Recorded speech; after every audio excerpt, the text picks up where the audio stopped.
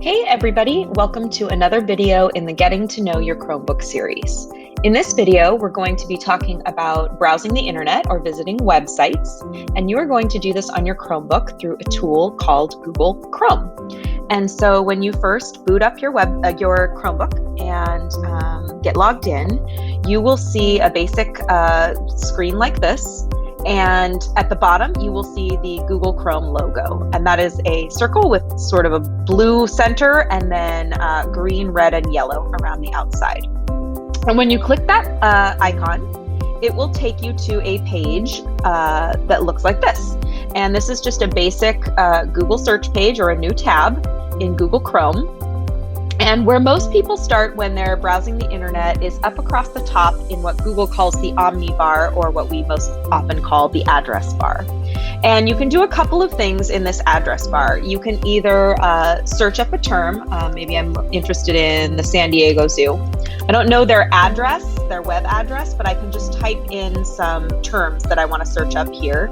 And then Google will give me a list of websites that it thinks are related to what I searched for. And then I can just click on the ones that I think are the most relevant to me. And indeed, that did take me to the San Diego Zoo homepage.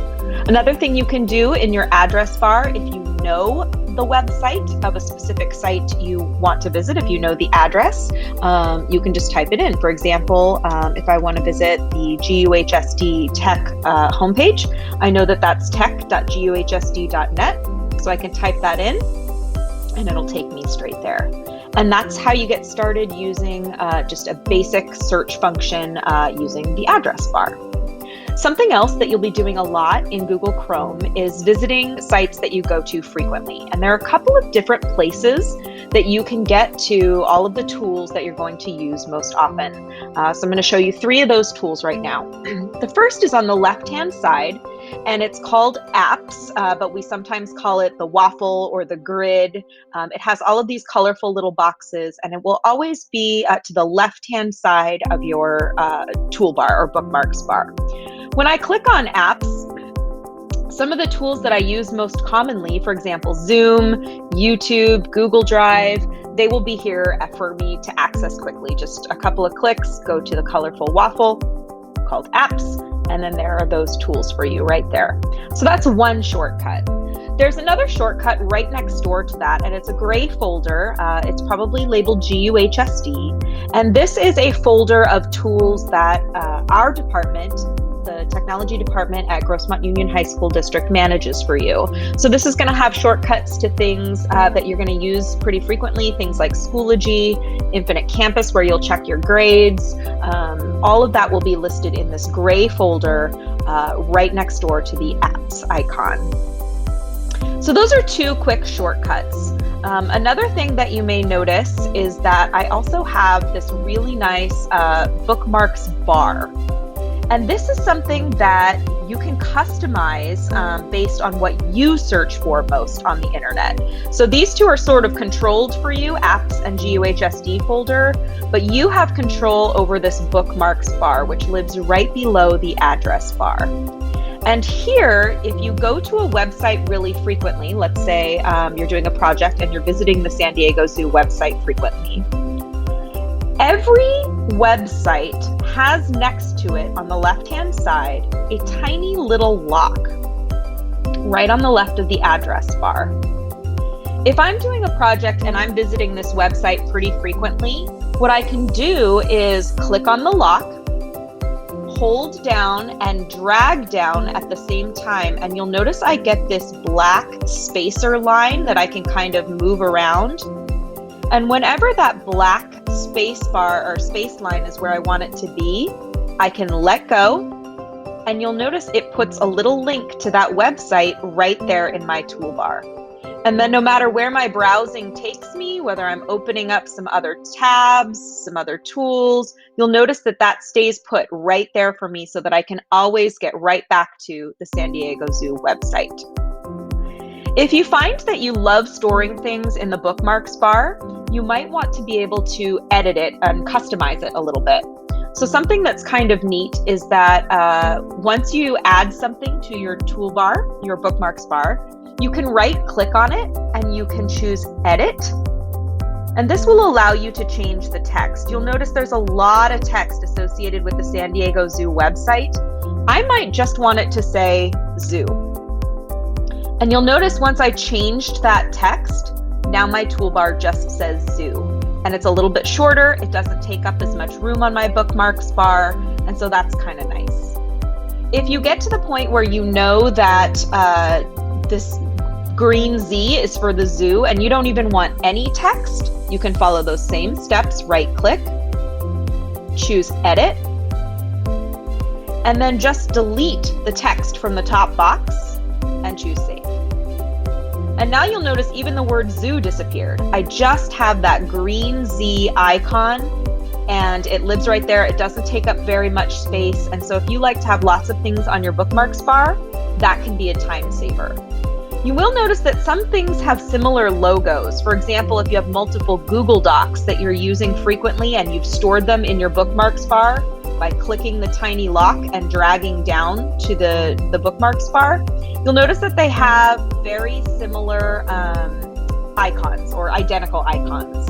So deleting the text next to both of these Google sites would not be a time saver for me, because then I have to click onto each one to try and figure out which website was this. So just be thoughtful about what actually will help you save time and help streamline the process for you as you get going in Google. One other place is on a new tab. You have information about how you are logged into Google over here at the top right-hand side of the page. There's a quick link to your Gmail, a quick link to Google Images, another less colorful waffle, which will take you to the same place that the colorful waffle did. But you'll notice it's just built in right here for your convenience. So all of those Google tools, things like Gmail, Google Drive, Google Docs, you can get to all of those from the waffle right over here within a new Google tab. One other thing that you're going to want to know how to use is the extensions bar. And this lives off to the side of the address bar, and it contains all of the extensions that you have installed or that GUHSD has installed for you. Read Write Google, the purple puzzle pieces up there. You'll have a shortcut to WeVideo, Screencastify. These are all of your extensions, which are like mini apps that work whenever you're in Google Chrome, which is the internet browser. So that is your extensions bar. You may not have anything in here to start, but you can add to it.